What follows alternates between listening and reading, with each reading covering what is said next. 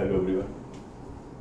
Last time मैं आपको condition of tangency की बात समझा रहा था, राइट। दो कर्व पे टच करने की कंडीशन, उस पर एक दो सवाल भी किए थे। मैं चाहता हूँ यहाँ पर और डिस्कशन हो जाए, काफ़ी इंपॉर्टेंट डिस्कशन है और रिलेटेड टू दैट और डिस्कस करेंगे हम लोग। मैंने एक प्रॉब्लम लिखा है और कहा है आपसे find lambda so that the curve this and this touch each other. Lambda की वैल्यू बतानी है जिससे कि दोनों कर्व एक दूसरे को क्या करते हो, टच करते हैं। चलते हैं। तो कंडीशन ऑफ टेंजेंसी तो आपको याद ही है, तो कोई दिक्कत ही नहीं है।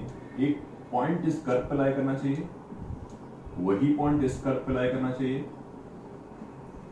इसका स्लोप उस पॉइंट पे और इसका स्लोप उस पॉइंट पे बराबर होना चाहिए। ये था कंप्लीट डिस्कशन।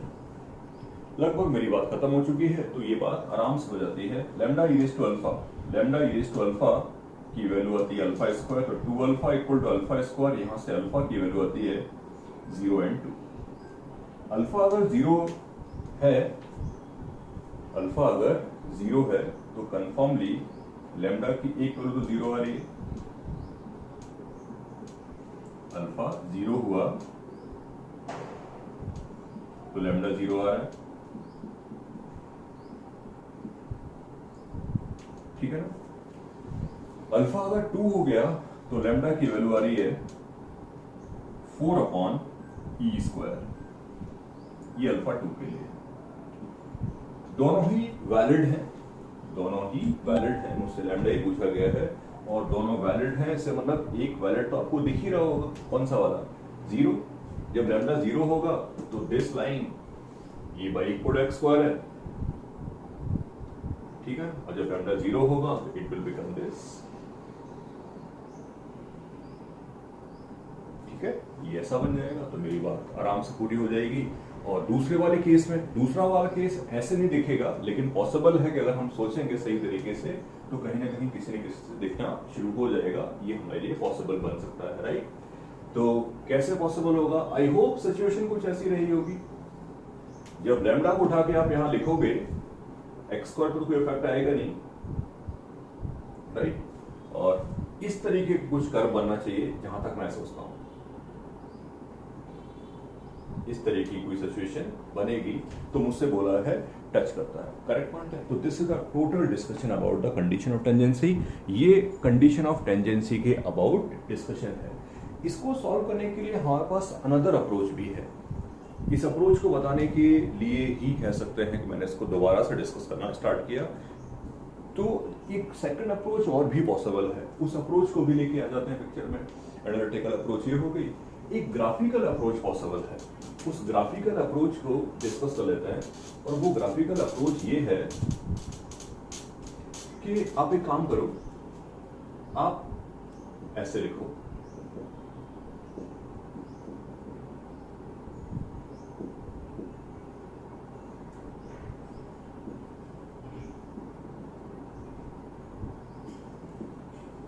और ग्राफ ड्रॉ कर दीजिए। आप ग्राफ ड्रॉ कर दीजिए इस फंक्शन का। ग्राफ ड्रॉ करना हमको आता ही है। इसको बाई बोल दिया, x² into e to minus x, dy/dx की वैल्यू आ गई x² into e to minus x, e to minus x into 2x। e to minus x common है, x कॉमन है और 2 माइनस एक्स। नंबर लाइन ये 2 है, ये 0 है, ये माइनस प्लस माइनस। यहां ग्राफ डिक्रीजिंग, यहां ग्राफ इंक्रीजिंग, यहां ग्राफ डिक्रीजिंग। तो बेसिकली सिर्फ ग्राफ बना लेते हैं। ग्राफ बनाने से भी ऐसे क्वेश्चन आराम से डील हो जाते हैं, ऐसे क्वेश्चन आराम से हैंडल हो जाते हैं, करेक्ट। चलिए ग्राफ बना लिया एक।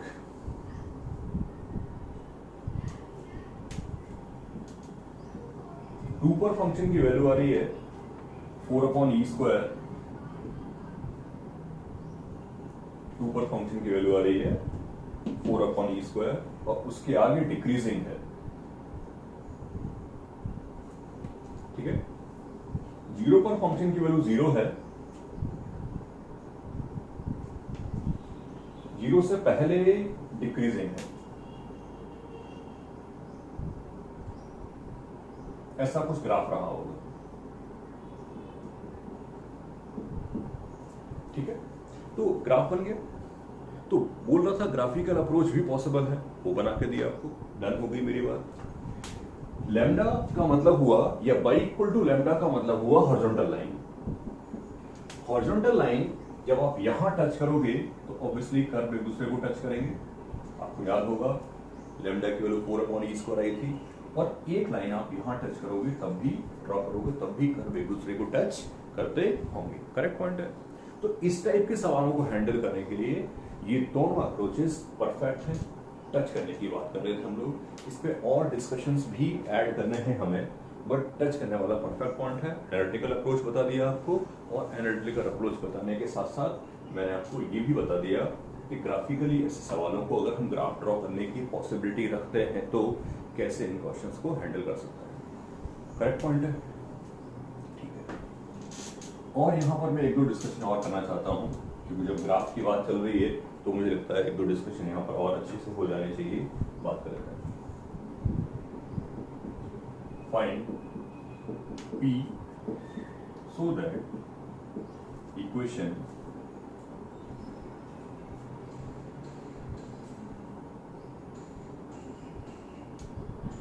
Px equal to ln x has three solutions, real solutions, two real solutions,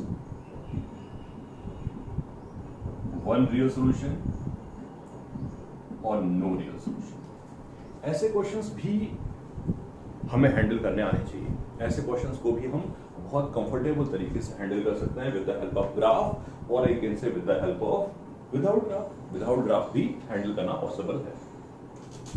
मैं दोनों अप्रोचेस के बारे में आपसे बात करूंगा, मैं दोनों अप्रोचेस आपके सामने लेके चलूंगा। राइट, पहली अप्रोच जो लेके चल रहा हूं मैं, that is without graph. Right side के बारे में थोड़ा रफ स्केच बना देता हूं। राइट साइड का ग्राफ ऐसा होगा, राइट साइड का ग्राफ ऐसा होगा। We know that caret model का ग्राफ कैसा होता है, ठीक है ना। अब सुनिएगा, समझिएगा। px y equal to px एक ऐसी लाइन है जो ओरिजिन से पास करेगी। y इक्वल टू px एक ओरिजिन से पासिंग लाइन है। तो अब इस बात को आप समझने की कोशिश करना।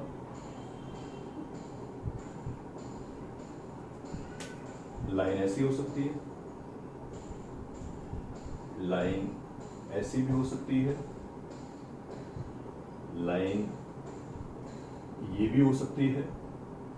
राइट, तो बेसिकली इस बात पे डिपेंडेंट होगा ये पूरा डिस्कशन। ये ग्राफ तो बन गया आपका। तो अगर आप ये सोचो सही तरीके से कि मैं ये वाला केस निकाल लेता हूं, मैं वो वाला P निकाल लेता हूं जब ये और ये कर्व टच करते होंगे। ये वाला P निकालने के बाद अगर स्लोप की वैल्यू इससे कम हो गई तो डेफिनेटली इंटरसेक्शंस हो जाएंगी 3, और इतनी ही रही तो इंटरसेक्शन 2, और इससे ज्यादा हो गई स्लोप की वैल्यू तो इंटरसेक्शन हो जाएंगे 1, 2 से कम। तो this can be the also possibility, ठीक है ना। ये भी यहाँ पर एक अच्छी सी अप्रोच हो सकती है कि हम ये सोच लें कि यार यहाँ क्या कर सकते हैं। यहाँ पर ये पॉसिबिलिटी है कि टच करने वाला केस पता कर लो। जैसे ही टच करने वाला केस पता चलेगा, बिल्कुल वैसे ही वो लिमिटिंग कंडीशन है 3 सोल्यूशन का और 1 सोल्यूशन का। मैं इस बात को डिस्कस कर लेता हूं। तो पिछले टॉपिक पे ही कंटिन्यूएशन की बात कर रहे हैं। तो मैं तुमसे अब ये कहूंगा कि आप एक काम करो कि वो P निकाल लो जो इस वाले केस के लिए रिस्पॉन्सिबल है, इस वाले केस के लिए। तो ये लाइन है y इक्वल टू px और ये कर्व है y equal to ln x। ये P निकालना आसान है, ln x equal to px derivative और डेरिवेटिव। अल्फा बीटा लिखने की जरूरत नहीं, अपना काम चल गया। px 1 हो गया तो ln x 1 हुआ और x e आया। x अगर e आएगा, तो y 1 हो जाएगा, यानी कि ये जो पॉइंट है वो e, 1 होगा। लगभग मेरी बात खत्म हो गई। ये पॉइंट e, 1 होगा और यहां पर p की वैल्यू 1/e होगी। ये वो केस है जब ये लाइन इसको टच करती है। अब स्लोप की वैल्यू इससे कम होगी, 3 सोल्यूशन, ज्यादा 1 सोल्यूशन, 1/e 2 सोल्यूशन। सब बातें डन कर दी मैंने। 3 सोल्यूशंस के लिए 0 से 1/e, अगर p की वैल्यू 0 से लेके 1/e के बराबर है तो 3 इंटरसेक्शंस होते रहेंगे, 1 2, एक आगे चल के पक्का होगा। 2 सोल्यूशंस के लिए 1/e डेफिनेटली, 1 सोल्यूशन के लिए 1/e से इंफिनिटी, 1 सोल्यूशन के लिए 1/e से लेके और इंफिनिटी, और लास्ट पॉइंट 1 सोल्यूशन के लिए 0 भी होगा। 1 सोल्यूशन के लिए p इक्वल टू 0 ही पॉसिबल है, p इक्वल 0 1 सोल्यूशन के लिए रिस्पॉन्सिबल है। और नो सोल्यूशन के लिए ऑब्वियसली जो p की वैल्यू होगी वो नेगेटिव होगी। You can understand this thing कि कोई भी नेगेटिव स्लोप की लाइन इस ग्राफ को डेफिनेटली, कोई भी नेगेटिव स्लोप की लाइन इस ग्राफ को डेफिनेटली कभी भी कट नहीं करेगी। तो इस क्वेश्चन को हैंडल करने का ये भी एक बेटर वे हो सकता है। This is also a good way to handle this type of problems, ठीक है ना। तो एक बात तो ये हो जाती है कि ऐसे करके यहाँ बात हो सकती है, यहाँ पर भी आप ग्राफिकल बात कर सकते हो। ग्राफिकल बात कैसे करनी है, इसको मिटा देता हूँ। ग्राफिकल बात कैसे करनी है, आंसर लिखा रह देते हैं ताकि हम आगे चल के फिर से मैच कर सकें डिस्कशन को। ग्राफ किसका बनाओगे, ग्राफ आप बनाओगे इसका, x को नीचे ले लिया, ठीक है। Now I will draw the graph of ln x upon x। Mod बाद में लगा दूंगा, डेरिवेटिव किया,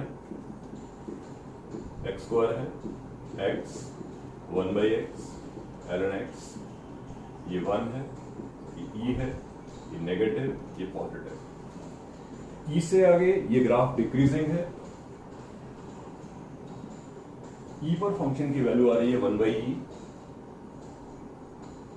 ई पर फंक्शन की वैल्यू आ रही है 1/e,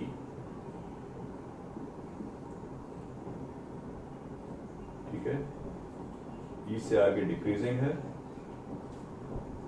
और ई से पहले ऑब्वियसली इंक्रीजिंग है। ये graph ln x upon x का है, मॉड का नहीं। मॉड तो मैं लगा दूंगा, मॉड तो मैं लगा दूंगा। इनफैक्ट यहां ग्राफ ड्रॉ करता हूं। ये ग्राफ ड्रॉ हो गया y equal to ln x upon x mod. सब बातें डन है।